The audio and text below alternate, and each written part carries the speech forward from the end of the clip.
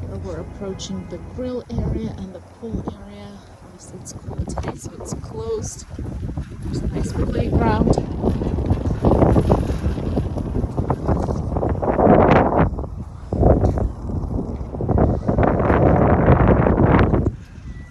But it does open after Memorial Day for the season.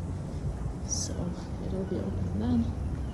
And I think I can find pictures online and send them to you so you can get a better idea of how it looks. But now you just see the Boston winter a little bit. Yeah, let's get around the corner. So here's the pool. With some views. You can see the pool right there. The towers. This is the one we just exited, tower number 1. And that is the entrance into the garage.